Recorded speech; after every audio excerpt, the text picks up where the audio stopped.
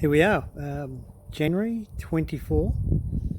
So that means it's 5 full months and a day, which is about 20 weeks since the operation. And I took the, I'll cut you into the chase. I went to the, I did my motorbike ride on Saturday. I know the doc said give it 6 months, but hey, 5, 6, they sound the same and they're pretty close to one another. So I took the bike out with the boys on the weekend, and we was out for about 6 hours, and probably about half of that time we were riding. And I was on the little Harley, on the V-Rod. I wasn't on one of the big bikes, and it was quite an effort. Every time I hit a bump, boy oh boy, I felt it in my rib cage. So I think the doc's right. Probably 6 months before. I did take out one of the big bikes, not the Goldwing, but my FJR 1300. Took that out last week, just up to the city and back. It's about a 2-hour trip. On the way in, I took the freeway, so it was nice and easy. I thought, yeah, I'm ready, I'm back. Coming back though was such a magic day, just like today, that I thought I'd come back via the beach. Well, of course, every man and his dog was out there, and it made stop-start. So I did feel that in my upper body, in my rib cage. So that's why I took the smaller Harley out on the weekend. So I might just take things a little bit easier. Still not up for big long rides at the moment, but certainly getting a chance to enjoy summer and recover in that is great. As far as treatments go, I'm still on the immunotherapy. I had session number 8. That's done, and the doctor did warn me of side effects. She said probably the first thing will be a loosening of the bowels, like severe diarrhea. Well, I had that one last Tuesday, and that effect started to kick in, and that's not a great effect to have. So it's changing of diets, taking some gastro stop, whatever it's called.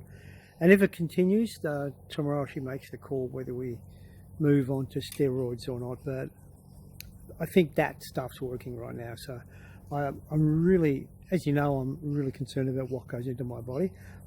Doing my best to keep the poisons to a minimum. I had the poison with the chemo. That was bad enough. But in looking at the 10 different chemos that were available, the 2 that I was on weren't in the most damaging to a human body. The same with my immunotherapy. There are 2 types of immunotherapy. The one I've been allocated to is the least of both evils. So I'm certainly not up for poisoning my body, and I'm building my immunity the natural way. I trust my immune system. It's got me to be this age, and I do know there's a lot of friends and family who have been double vaxxed, boosted, and are coming down with the Omicron. So whatever my naturopath has got me on, it's working. So it just works. I'm reading so many things about how the booster shot for the 3rd round is actually destroying people's immunity. So I'm so glad I haven't elected to put that additional poison. And as we all know, it's a test immunity phase. Someone can lock back you can't even look up any of the case studies for another 55 years. So there's something that says, hey, what's going on? The government didn't give me any advice when I had cancer. I certainly don't want their advice for something that's got a excess of 99.5% recovery for most people, and in younger people, 99.9997 chance of recovery. So, I became very suspicious when government started to get involved in my health, for something I didn't have. When I had cancer, they weren't involved. They didn't tell me what I should and shouldn't do. That was my choice. Every other illness I've had over the years, no government interference. And not a lot of people recover from cancer. That's got a higher fertility rate than certainly any COVID germ has. And so I'm really strong about this one. I'm not going to put any poison into my body that I can't research myself and look at and read test cases about. So that's putting that to one side. It does get my goat up a little. I'm not certainly not discriminatory in any way with medical. I don't ask people's vax status when they come and see me. I don't really care. It's not my business, other people's health. My health is my business, and I'm certainly hoping your health is your business as well. We're here, who knows how long we're here for, so you always want to take best options and not put anything at risk. So in saying that, I'm glad I don't have to take anything to stop the side effects of what I'm the poison that I'm currently on for immunotherapy.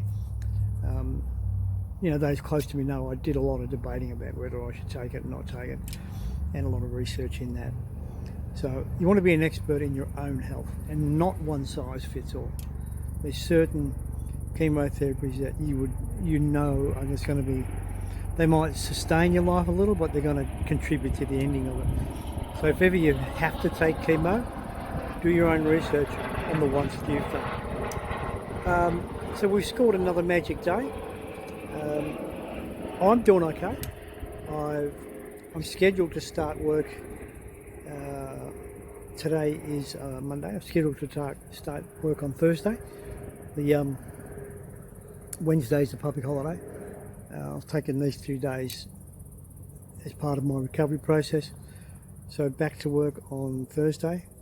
Although saying that, in the last 10 days, I've had 3 different additional great job offers that I'll be crazy not to consider.